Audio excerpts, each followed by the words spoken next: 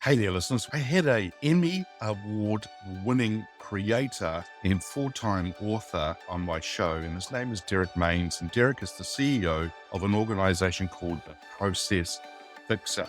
And we talked about various things, but the title of this episode is called Go Fetch Leadership. And he explains what he means by it, and I think it's a great concept. But we also talked about the fact that everything is about a system. And you can think about things from a business perspective, leadership, life, everything is about a system. Stand up from your seat as a leader was one thing we talked about. The other thing which I really liked what he talked about was the fact that don't overcomplicate things, keep it simple. An awesome conversation full of energy and a great guy. So sit back and enjoy the episode. Welcome to Leadership is Changing. Each week, we and our guests provide information and insights through exploring leading change. This is taking your leadership to another level by finding the balance between executive excellence and personal well-being through stories that inspire real change. It's time to adapt in our fast-moving world when leadership is changing with your host, Denis Gianoutsos. Hey there, listeners. Welcome to another wonderful episode of the Leadership is Changing podcast. Great to have you here with us. I've got a great guest with me today. His name is Derrick Mains. Derrick, a massive welcome to you. Thank you. And I hope I'll be a great guest. You pre-gamed it there. You set me up. So I can't be a mediocre guest now. I have to be great. Yeah, of course. And that's why it's about setting intent, which is really important, right? Yeah, very cool. Now, Derrick, whereabouts in the world are you today? Yeah. So I am in Tempe, Arizona. So right outside of Phoenix, right south of Scottsdale. So we are finally under 100 degrees, and that's Fahrenheit, not Celsius, for all of you global listeners. Scottsdale, I've been there once, and I love it. I think it's a great place. The whole area, actually. I was there with a guy called Bob Proctor, if you know that name, who was on The Secret, the film, and did a lot of work with people around mindset and the way we think and so forth. And so I spent a 3-day event with him there, and we just loved it. It's actually very similar to New Zealand, but you got a lot of heat there versus here's a lot of cold. Right, so it's a little bit different. Yeah. Yeah, nice. Hey, look, I've given a little bit of introduction to the listeners Yeah. about you. You're the CEO of an organization called the Process Fixer. Do you want to tell a bit more about you, your background? That'd be great to hear that. Yeah. So I have been doing process and operations work for over 20 years. I originally actually got a job as a fixer, fell into that from a investor side in my late 20s. And that turned into me doing some fixing work. When I talk about fixing, we talk a little bit more about what that is. Started doing that for NGOs around environmental issues in the early 2000s and got really a reputation there, got a chance to work with some of the largest brands in the world. And I really began at that point to understand that so much about what they were trying to do around recycling and improving things for the environment was actually just root cause analysis and cause and effect. And it was systems thinking to understand that when you're sitting down with an executive and we're talking about their device, and I asked the question like, well, what happens after the customer buys it? Oh, there's a warranty. What happens after the warranty and it breaks? Well, they get a new one, but what happens to the device? Oh, we never really thought about that. So I started to do this with some of the largest brands in the world of tying together, showing them how systems thinking worked. And then as that business sold and went public in 2014, I went out and started doing that with other organizations, at first around sustainability, but then quickly realized it wasn't about sustainability. It was about everything as a system.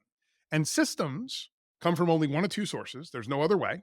They are either via mutation and adaptation, evolution, or they're via intelligent design. And if you are not the designer of your system, then you are subject to all of the deviation and variation and abstractions. And you've got it's an episode of The Walking Dead. You're dragging a dead leg behind you and half of your face is falling. I mean, it is not optimal. So in order to optimize, you must be the designer. That's what designers do. We take utility, something that has utility, and we modify it so that it improves behavior. So that's what we do. Is process fixing to me is about, first and foremost, visualizing what it is, the work that is being done, and then having deep dialogue and conversations about what we have found when we visualize, and talking to people about their pain and their experiences. And if it takes 5 days to get from here to here, what if we had to take it in 4? Well, if you had to do that, we'd have to stop doing this. Well, does that make any sense to do it in the first place? No, it doesn't. Well, then let's solve it, right? Automate, outsource, abbreviate, eliminate, then innovate. Those 5 steps in order, those 5 steps as a system, we call the system M4 that we use, But that's really the type of work that we've been doing. And it truly is, it's been evolving on its own. But now we're starting to apply the elements of design to it to turn it into a system that we call M4: map, measure, manage, and mobilize. Those four things in conjunction to move organizations towards maybe a new, different style of leadership. And I can talk a little bit about that, and a new approach to capitalism in my mind. That's fascinating and what you've done there, and helping organizations to really start to think. I don't know about you, and this is a question I've got for you. When you mentioned the word thinking, I know you're talking about systems and processes, which I'll get to very soon because I think it's really important. Do you think leaders today are critically thinking enough or at all? No. And there's a real reason for it. Critical thinking actually is an analog thing. It's not digital. So the problem we have in the society that we live in right now, and I'm going to go off on a little bit of a tangent here.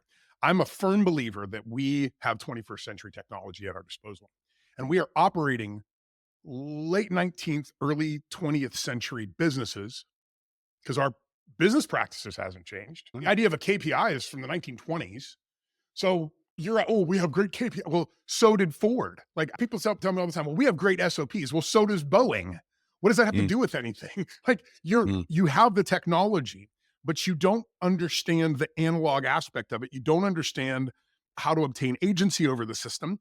And there is an analog component. So what do I mean by that? So critical thinking to me requires something that everybody's going to get uncomfortable when I say it, because you're going to go, but it's a digital world. And I'm going to go, and that's why it sucks.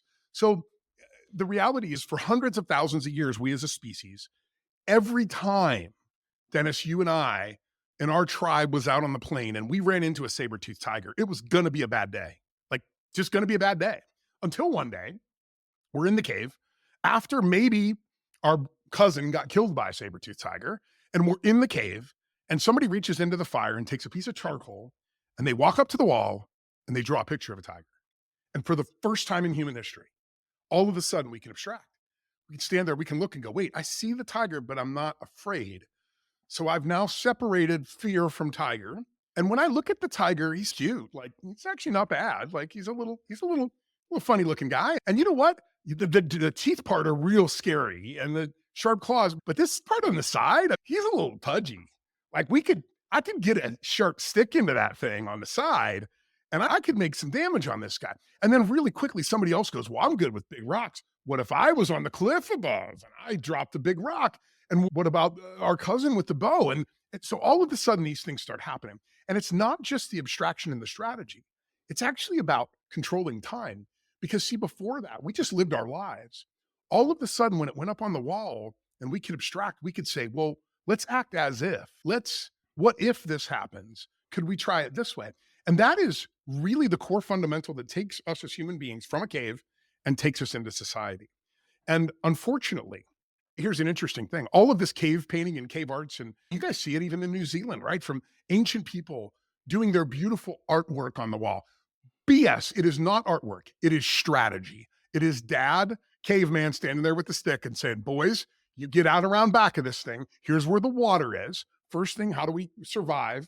Then how do we defeat our enemies? And we walk through all these things. So when people call it art, I think that's offensive. This is high-level business boardroom strategy that was occurring in a cave, and we were getting results from it, and we were making changes to our world. So we have got to do the same thing. I tell people, say, oh, I love the digital nomad environment. And I say, great. But unless I can get shoulder friction with you and we can bump in and I can push my way to the front and say, I have an idea, here it is. And we can move objects around in space and in time. And we can go through all these scenarios. If you can't do that, I am sorry, you have no strategy. All you have is a semblance of a strategy. You're just copying a copy of a copy of a copy of somebody's copy. Look at the top 10 movies. I don't know if it's like this over there, but here in the US, every one of them is a sequel or a repeat. There's no new ideas. Nobody's coming up with the new Gone with the Wind. There's none of that. It's just Bad Boys 27, Fast and the Furious 387, Creed 11, which is an offshoot of Rocky 19. Nobody has anything new because we're all digital. And we're like, oh, we have to just look at Zoom. Think of all of your earliest memories as a child. They're standing beside your grandfather fishing. They're in the kitchen with your grandmother working with your hands, cooking something. They're sewing with your mom. They're doing all these. None of them are face-to-face interactions. None. This is why Simon Sinek's latest podcast says 93% of human emotions are built by pheromones. Smell. I know. Because Can you smell me across the world right now? No, you can't. And I'm not talking about BO. I'm talking about literally there are things about us as human beings. We evolved for hundreds of thousands of years to be shoulder to shoulder up against the cave wall abstracting. And then somebody was just like, zoom, we solved it. We can ignore all of our evolution. No, this is ridiculous. We are going against human nature and human evolution with the world that we're living in today. So we've got to change that. We've got to understand our limbic limits, and we have to recognize that we are animals, and we have to start treating each other like them, which is a lot more respect than what we do right now. Yeah, too right. And I actually really quite like when you mentioned the grandmother with the cooking, that I could smell, I could still remember that smell of what my grandmother was cooking, which is really amazing. But you know what? The controlling of time is really, really important, I think. And too many of us are going from email to email, meeting to meeting. We're just running and running and running, but they're not controlling their own time to be able to step back and do that kind of thinking, do that kind of strategy, all that kind of thing. I think it's missing. And it always comes down to because they don't have a process or a system around it, which is for sure. Now, the listeners can't see this, but in your background, is that an Emmy Award? It is an Emmy Award. So I don't believe it streams in I have to look and see. I had a TV show that won an Emmy in 2022. It was the entrepreneurial journey of a company that I was involved with called Fat Scooters, where I was their president and COO. And it was that journey from our last sort of explosive year during COVID, when we went from 500 square feet to 50,000 square feet and then sold the business. It's that journey that was tracked out. And it was clever because it was essentially, we got a 6-episode docuseries produced on us that was really an infomercial in a lot of senses, because it was all about what you buy. So the Academy was smart enough to nominate us for 3 in really obscure categories, like long form branded content, not on a network. Like it was really obscure. But listen, I don't care. I don't care that I have an incredibly obscure category. It's on the show. You got to. And what's the one below it? Is that a? These are Telly Awards. So I've got a few of those around as well for that same television show, for the same thing. If people looking at it and saying a branded reality documentary, that was the category I won for that, where they were like, "This is different. This is not the traditional reality television. It's a different approach." And listen, it wasn't wildly successful as an endeavor, but it was wildly successful from what the market looked at it and said, that is an innovative way of approaching television content. So that's why I have the Emmy right over my shoulder there. It's like you got a bluebird on your shoulder, an angel or devil. I have an Emmy there on mine. There you go, listeners. An Emmy Award winner with us today. That's brilliant. Very, very good. So Derrick, that's really great. And systems and processes are very important. I'm going to come back to it a little bit later on. But leadership, how did you actually get into leadership? Yeah, so I fell into it because when I was 13 years old, I started my first business, which was a landscaping business. The guy across the street owned a landscaping company, and I did a little bit of work for him. And then he had some clients that he didn't like, and I asked him to sell them to me. But I was 13, so I couldn't drive. So I had to go to the high school and hire the linemen primarily, because you needed guys that were resilient. So I had to walk the parking lot and look for linemen on the football team that also owned a pickup truck, because I couldn't drive, right? So my first hires were linemen that had pickup truck. And my exchange was, I have money, you have truck and muscle, let us work together, right? So that's really where I got started. And I dug ditches alongside everybody else. I didn't understand that leadership was a separate function. I thought if you're the leader, you're the first one in the ditch and the last one out. So that's really where it came to play with me. And then I started to understand, because like I didn't go to college. Like I have a very odd upbringing in that I primarily was raised in a religious community that didn't believe that the world would be around when I graduated high school. So who cares? Why would you think about reading something other than a Bible? Like what would be the purpose if you only have another 4 or 5 years until God returns and kills everybody and we're in charge? What do you need all that crap for? So I didn't have that setting coming up. So instead, I worked a lot of manual labor jobs. And even in between me owning a landscaping business, I was also in the Teamsters Union. And I also did a checkout at Walmart on the side until I was like 26 or 27 years old. So my leadership experience came because I was a good communicator, but I was also shoulder to shoulder with the people actually doing the work. And there are stories of one of my very remedial jobs that I had when I was in my early 20s, working at a very big company as a retail associate. and I getting some ideas. And 10 years later, when I became a consultant and I went and worked with that company, I shared those ideas with them. And they were tested that they were worth tens of millions of dollars. So an idea that came up from a bunch of checkers who stocking shelves at night, that we were like, wouldn't it be cool if we did this? And then 10 years later, I had the opportunity to take that right into the boardroom and say, what about this? And they go, my God, that's brilliant. Where did this idea come from? Well, it came from Susan in store 1911, who's been there as a stalker for the last 11 years. This is her idea, and it's worth tens of millions of dollars. So my leadership came directly from just leading the group because I had the biggest mouth. So, they were like, I'm not saying nothing. I'm like, I'll say something. That's really where it started. And it still is that way to this day. I actually don't consider myself a very good leader. The older I've gotten, I've realized I'm an incredible idea guy. I can innovate on a dime, but I'm not great at leading people. And I'm not great at leading other leaders. I'm great at leading people on the front line and hearing from them and having empathy and understanding their challenges. And then I act as an incredible emissary, then to take their ideas and knowledge and bring it up to the next level and say, a great example years ago, I worked with a big client and they had this idea. Some employees had come up with an idea and they said, this is a really dumb idea. And I went out and did the math and came back and said, it's $17 million in profit annually. They're like, what? And so I showed them and extrapolated it and they were like, my God, this is a huge idea. At first, the idea was going to be dismissed, but I knew how to package it up and sell it correctly up through the chain. So to me, leadership is really just about hearing from people and empowering them to make their work easier. Right? It's not top down at all. Yep. It's actually not even servant leadership. It's go fetch leadership. It's standing with the people at the front, hearing what they have to say, and then scurrying off and getting it for them and bringing it back and measuring the results. That, to me, is what the United States did during World War II. Our entire system of management and production changed during World War II. And because of that, we learned that engaging directly with frontline people is actually the best way to lead. Just hear from them and let them lead the organization. You don't need to do it from the top. Yep. They'll tell you what's happening from the trenches. You're saying that you're probably not a great leader. Well, I think you are, in the sense of the few things that you've said. I just fired 9 people this morning. No, I'm just kidding. I know. Yeah, so even that's a difficult discussion. But anyhow, yep. Susan, you talked about, sometimes there are people out there who think they are leaders, but they would take the recognition for that idea. Yeah. You didn't do that. You turned around and said, no, that's come from Susan. So that's leadership, which is great. The other thing too I like about it is the go fetch leadership. I really like what you just shared there.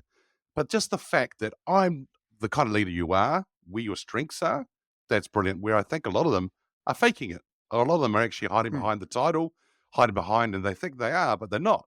By the way, we've got quite a lot of Emmy awards here in this country too, with Peter Jackson and other people. We do a lot of films here in New Zealand. Sure. And in fact, where I used to live, 500 meters down the road is where they were doing Lord of the Rings and through through all the trees and things like that. Or I'll be sitting in my lounge looking down at the waterfront, and there's at this wharf was this old rusty boat. I'm like, what the heck is that? Why get rid of the boat? It's an eyesore. Well, that's where King Kong was filmed. Oh, no kidding. See, so awesome. So it's amazing. Yeah, you've got the connections, right? So I want to let me make a point on this. You said about the go fetch thing. So the story around that goes that during World War II here in the United States, there were a lot of things that happened. People don't remember because we weren't old enough that in 1939, the U.S. had the 39th largest military in the world.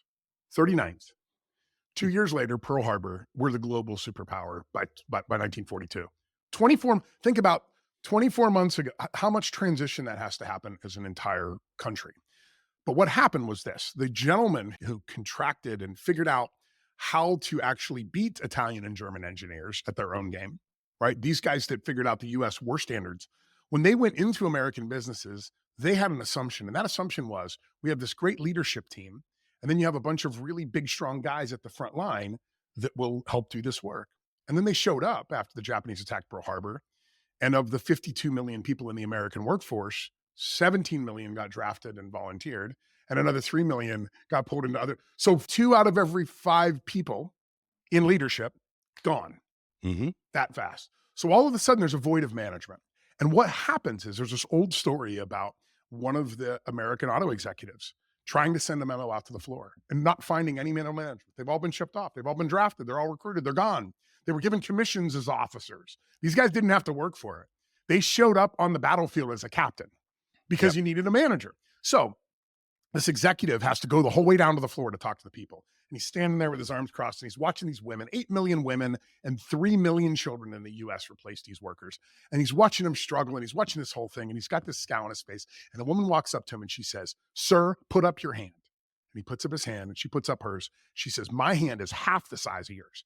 Go get me the tools that fit my hand, then come back here and wag your head at me." So he stumbles off like, "I'm the CEO. You're not supposed to talk to me that way." But he goes home that night and he watches his wife and he says, "My God, her hands are half of my size. Maybe he's right. Maybe she was right. Maybe we need to get him right size tools." So he does. And he takes him to the front line and he gives them to the women. And then he looks at the numbers the next day and he goes, "My God, numbers are up like 5% every day. It's up 7%. So he goes back down to the line. He goes, "What else do you guys need?" They're like, "We Very need good. gloves that fit our hand. Look at dummy. You got us tools, but you didn't get us gloves. What about hairnets? We had a girl that got injured the other day because her hair got pulled into a machine. Why don't you head out here and go fetch and get us this stuff?" And that executive does it. And the numbers go up. And then he comes down again. "Hey, what else you guys got down here?" Right? So all of a sudden, this transformation happens because what we think about as leadership and management was reversed for a moment. And we worked side by side, hand in hand. And the results are pretty incredible. 300% growth in the GDP, doubling of American companies' profitability. The unemployment rate fell to 1%, and frontline wage workers doubled in the course of 7 years. So I think it worked. Yeah. Like, I mean, it sounds like at least remotely had something. I do think it's funny. Then all these guys come back from the war and we go back to command and control. Peter Drucker and Jack Welch are standing there going, "Hey, wait, we like this symphony. I say jump and you say, 'Sir, yes, sir.'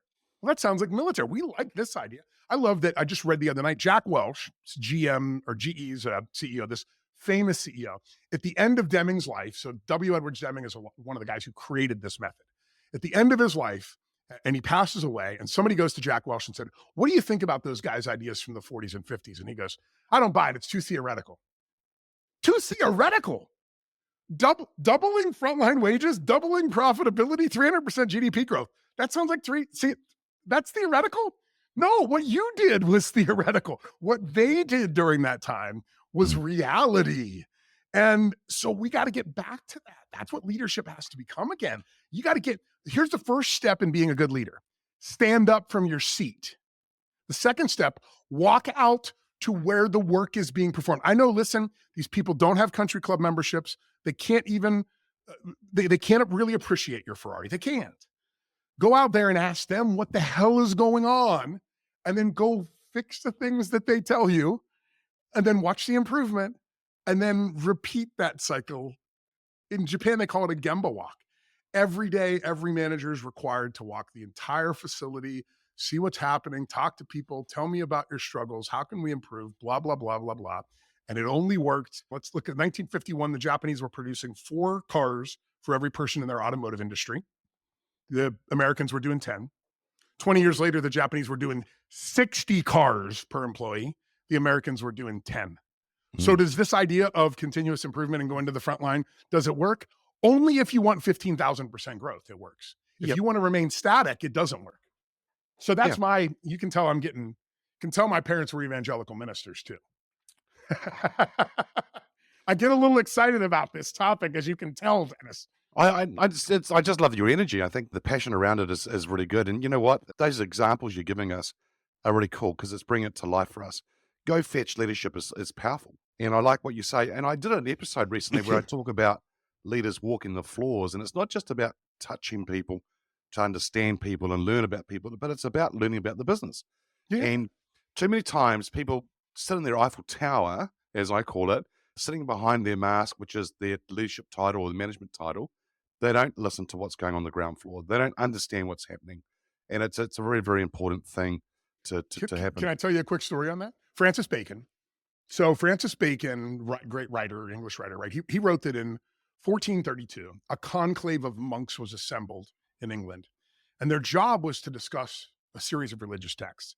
And on day one, an argument broke out about how many teeth were in a horse's mouth. Okay, this is what, and listen, Aristotle did the same exercise 2,000 years before. He brought together the great world leaders and said, how many teeth are in a horse's mouth? Let's figure this problem out. And they sat around and for days and discussed this. And they looked at ancient scriptures and they fasted and prayed. And these monks did the same thing. And they couldn't come up with an answer. They're looking in the scripture. They're like, it has to be 41. They had all sorts of ideas, and they're paging through all this kind of information. And then on day 14, somebody stands up and goes, hey, it's 1432. I didn't drive here in a car. I rode here on a horse. Maybe we step outside and we look in the horse's mouth and we get a number. Now, if you read the story from Francis Bacon, it says one man stood and hollered aloud and said, if he is possessed of Satan, he is a bold neophyte to dare question this assembly. They stripped him of his clothes, beat him, threw him into the streets, and then immediately announced it was a secret only known to God. Now, the answer is 42. So we look at this, and I bet you Francis Bacon exaggerated this story to the umpteenth, right? But the point of the matter is, how many times are we sitting in a freaking ivory tower office trying to understand a problem, and we're hiring consultants, and we're reading books, and we're doing all of this analysis, and all we have to do is walk outside and open up the horse's mouth and go 2, 4, 6, 8, 10, 12, 14, 16. That's all we had to do. The simplest solution in the world, but yet we have decided to try to make it a complex analysis. Stop doing that.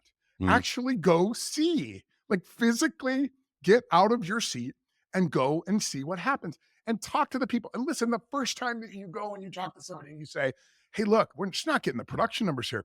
What do you think's the problem? They're going to lie and they're going to cover up and they're going to do, you ever see that I Love Lucy episode of the candy factory where she's like eating it because she's trying to, right? It's going to be that because they've been hiding it forever. Of course. And then you're going to come back your second or third time and you're going to say, and they're going to say, I do have an idea. And you're going to go, oh my God, that's great. Let me implement that. And then you do it. And then you come back the next day and they go, hey, I got a small notebook here of ideas. And then you're going to come back the next week and they're going to go, the 6 of us got together this weekend and we did an analysis and we think these are the top 3 issues. And the next thing, you're going to turn your team, because after World War II, we brought soldiers back from the war. But what happened during the war is we trained people to be scouts. And see, scouts are way better than soldiers. Will defend you. They will run into the meat grinder for you and they'll just throw their body in the service. But a scout doesn't do that. A scout goes out and looks around and goes, there's a freaking tank over there. Like, this is a minefield, dummy. And when the scout comes back to camp, a soldier comes back to camp, the general's like, screw those guys. When a scout comes back to camp, watch it happen in every one of your favorite Westerns and Civil War movies and World War I movies and World War II movies. Every time the scout walks in the camp, what happens? All leadership shuts up and says, tell us what you found. We need to know. We need to update our maps. We need to update our thinking. The most important people inside a military operation are the scouts at the front line. And we don't use that method at all in Western leadership. Nope. It's like, I feel like we fell into a black hole about 50 years ago in the way we thought about leadership. And we just have never recovered since then. And there's better ways. There's proven ways on how it's better. But we're like, yeah, but those are old timey ideas. The funny thing is these ideas that I'm explaining to you about going and talking to the front line. Do you know why? This was what we did in America.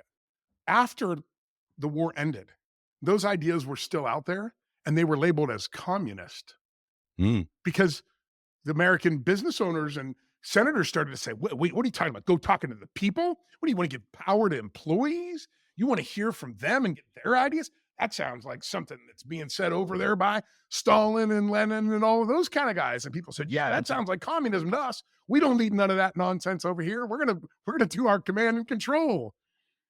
No, stop it already. We have got to break this ideology. We are stuck in an ideology that literally was created by Henry Ford. Come on, bro. Is my Tesla even close to the horse-drawn buggy that they replaced? No, that's how far we've come technologically. And we're using the same damn approach to management. It's just silly and stupid. Amazing. When you put it that way, it's amazing when you look around things and you think about things on the way it is as well. I'm going to move on. We've almost I had told time. you got to make sure you know how to shut me up. This is the problem. I'm very passionate about this topic. It's awesome. And I'm passionate about it because I think it is the next generation of leadership. It's spot on. Yeah, it's your next question, right? Slavoj Zizek, the Polish philosopher raised as a Marxist in communist Russia. He's still out to this day. Incredible if you haven't watched any of Zizek's work. Zizek does a thought experiment, and he says, I want you to think for a moment, could you imagine 3 ways the world's going to end in the next 20 years? Yeah, I could.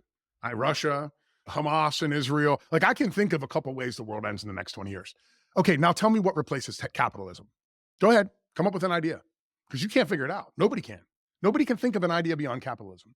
Now, I'm not saying capitalism is wrong, but if I don't have any aim whatsoever to say could be a better way or approach out there, then I am stuck living Groundhog Day, the same day over and over and over and over and over in my business. What I need to do is think about a different form of capitalism and say, I love the capitalistic system. This is great. But what if, like it did in the 1940s, what if it included everybody's voice?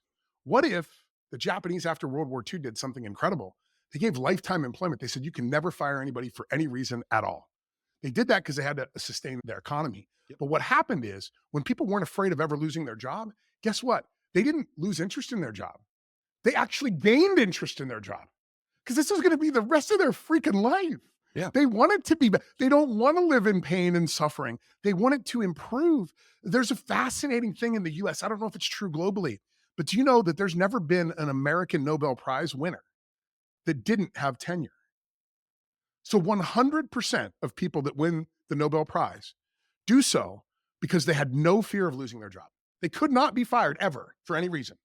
So they could explore and they could come up with ideas and they could extrapolate and they could experiment without this fear of, oh God, somebody's going to fire me. Yep. And because of that, they only create the greatest inventions known in human history and the greatest innovations ever. That's all they create when you give them that. So what does that mean? Well, it means that we have to rethink this. We have to say capitalism 2.0 looks like what? So we're still making money and we got to make a lot of money, right? Maybe we divide that up a little bit differently on the back end.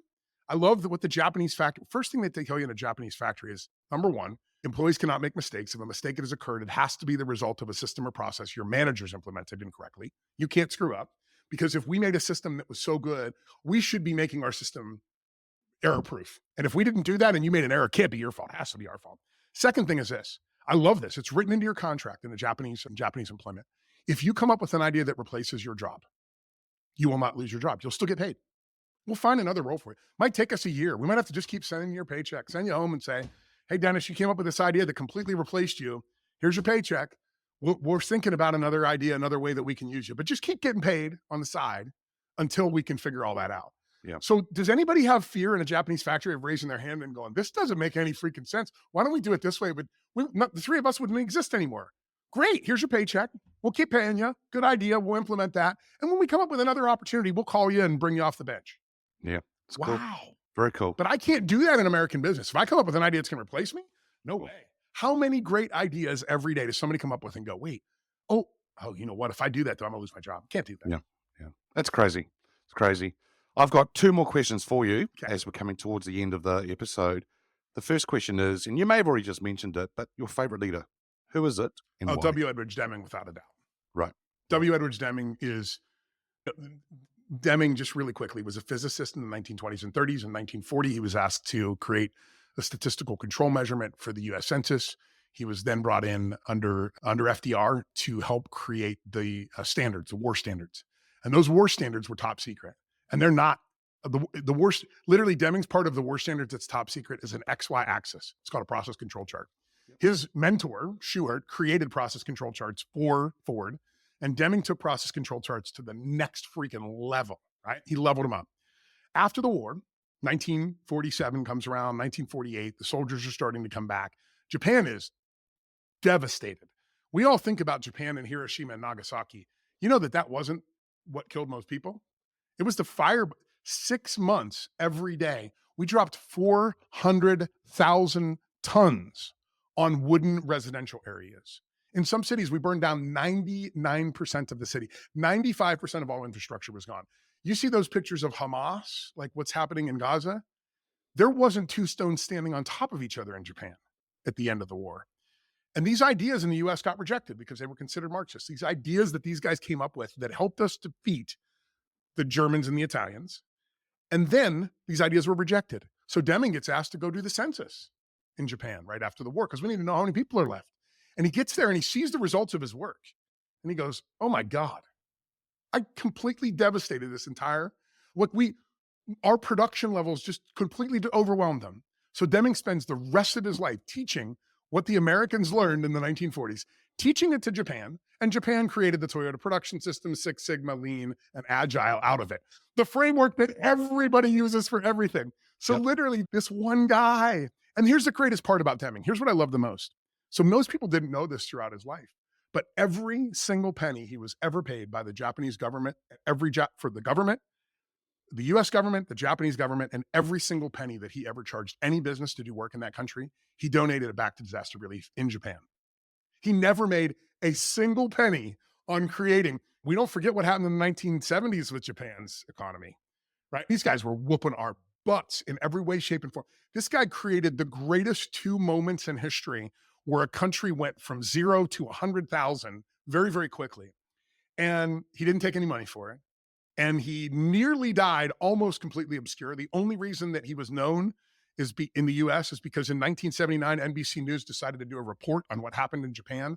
And they went and interviewed the dean of Columbia University. And they said, who had the biggest impact? And they said, oh, probably this Deming guy. And they said, boy, it would have been nice if he's still alive. And the dean of Columbia looks him in the face and goes, he's my next door neighbor, and pulls the curtains. He's out in the garden right now. You guys want to run out and talk to him? The guy that literally changed the whole you're doing a documentary special on what happened. And the dude who created it is working in his flower garden in Washington, D.C. And he's 80 years old. And they go over and interview the guy, and an explosion happens here in the US. This starts all of our technology revolution, one single guy.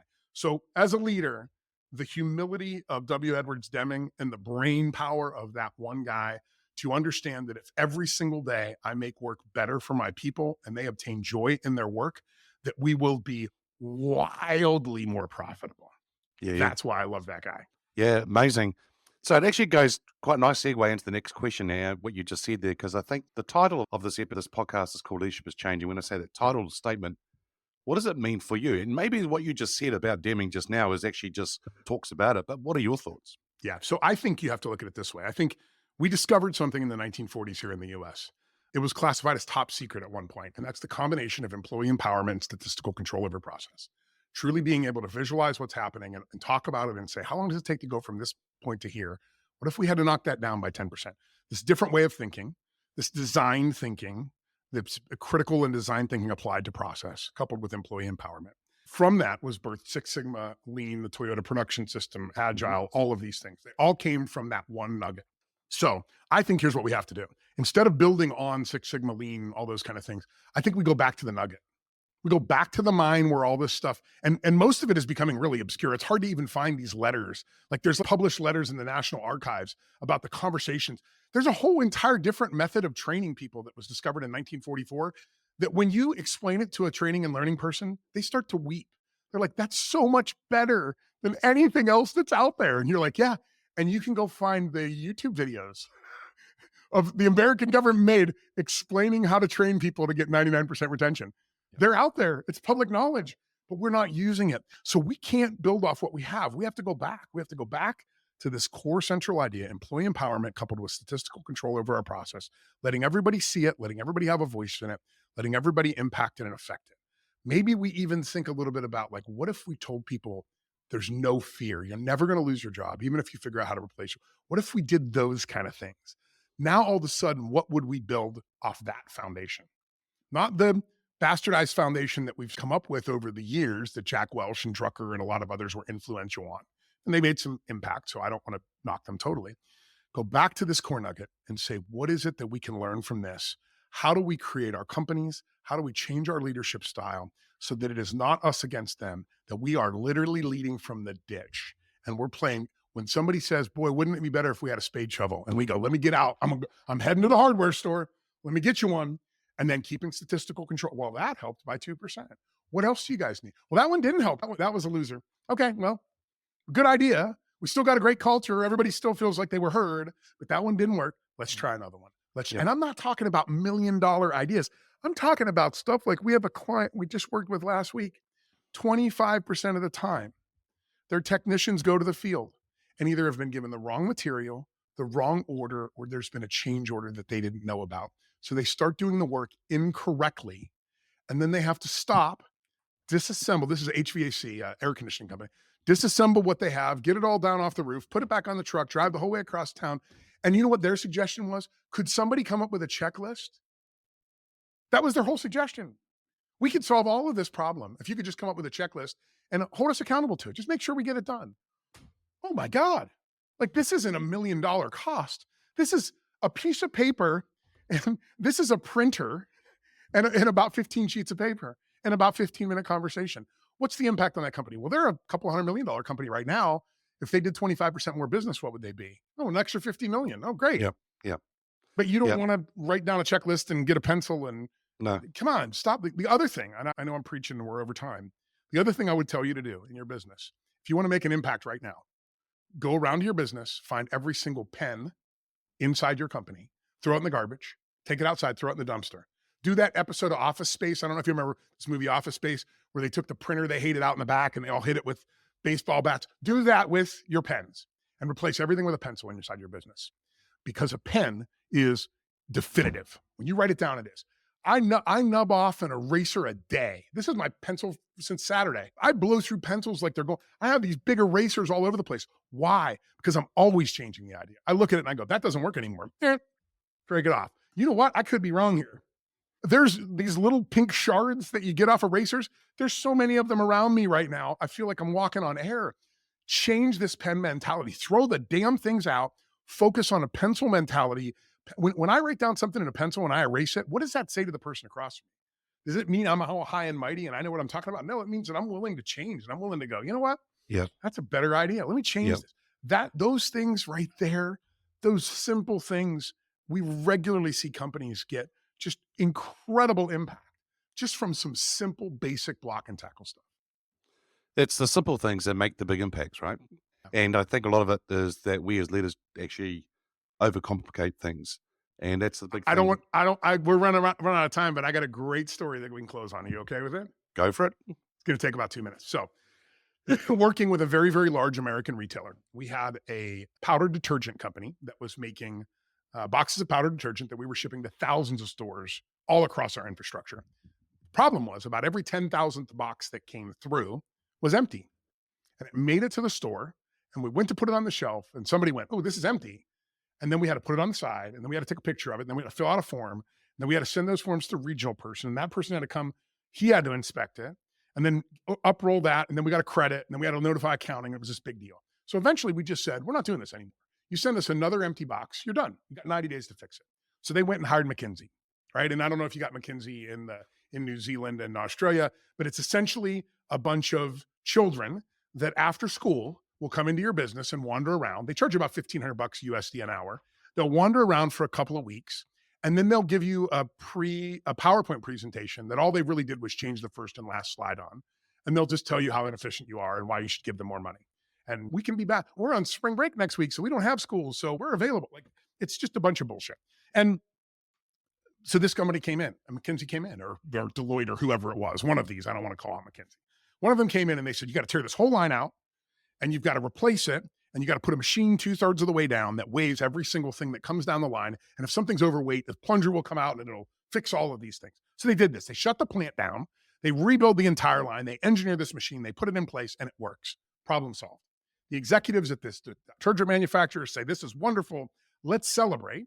When you kids get off school, McKinsey or Deloitte or EY, come over and we'll go down and inspect this. We'll see it on the line happening. Like, we want to go watch this happen. So they get down there and they find that the machine's unplugged. And they said, well, that's odd. And they grab a guy who's walking by and they said, sir, tell us again, what's happening here? Why is this machine unplugged? And he said, oh, that thing. He said, a bunch of idiots come in here and they came up with these stupid ideas and they put this dumb machine in, and the damn thing, if the plunger comes out, it smashes boxes. He's like, we just unplugged it. It's just not worth it. And they said, yeah, but the problem was solved. Like, we were getting empty boxes and now we're not. And the guy goes, well, yeah, Joe over on the line here walked over to the dollar store on his break and got a $9 box fan. And we just propped it up here at the end of the line. Anytime an empty box comes down now, that box, the air just blows it right off the side. And here's these executives, millions of dollars, tearing down a factory, hiring consultants. All they had to do was walk outside and say bring everybody together. Say, we're going to buy pizza. Anybody have an idea on how to solve this? Joe would have said, $9, man. I can get it for $9. Yeah, yeah. Okay, Simple. well, let's try that first. Yeah. This is the problem. Yeah, absolutely it is. It is. Derrick, great sharing what you've been sharing with us all today. It's brilliant. If our listeners wanted to get hold of you, where can they go? Yeah. You can find me on LinkedIn, but nobody can spell Derrick or Mains. You would think it's pretty easy, but the best thing to do is check out our website, theprocessfixer.com. You can go there. We're getting ready to launch some really cool stuff, Dennis, where I'm actually launching a private group that gets together once a week like this, where I talk about this stuff and people share. And so if you have operations people inside your organization, we can sign them up, put them on our Substack. Every week I'll have some content. Every week we'll have a discussion like this with your people talking about how to make things better. Because listen, we don't need to make it 10% better. Like we don't. If we just make it 1% better every day, that's 3,600% a year. That's pretty good. So I'm just going to focus on the little stuff. I don't want to spend big dollars on implementation and tearing down product lines. I'm going to go ask Joe first. Say, Joe, what do you think? $9 box. Well, let's get the $11 box. Let's upgrade. Let's spend an extra $3, Joe, $2 to get you even better performance. That's what we need to do. And that's how you can find me, theprocessfixer.com. Excellent. Well, Derrick, it's been a real pleasure talking with you. Thank you so much for joining me. And so it's been really great. Thank you. There you go, listeners. Well, so much to think about, but everything is about a system. And the other thing too is that if you can go shoulder to shoulder with people and do that, go fetch leadership, go out and find out what they need. Like Derrick's been sharing with us, stand up, then go and talk to people, understand what's going on. It's really good. But it's about thinking differently, but it's also going back to the basics. If we don't overcomplicate, things can be a lot simple. The thing is, the simple things are the things that make the biggest impact. Hey, always a pleasure being with you. Thanks for joining us. Until next time, bye for now. Thank you for listening to this episode of Leadership is Changing with your host, Denis Gianoutsos. Each week, we and our guests provide information and insights through exploring leading change, inspiring executives and leaders to adapt and lead a bigger game in a fast-moving world.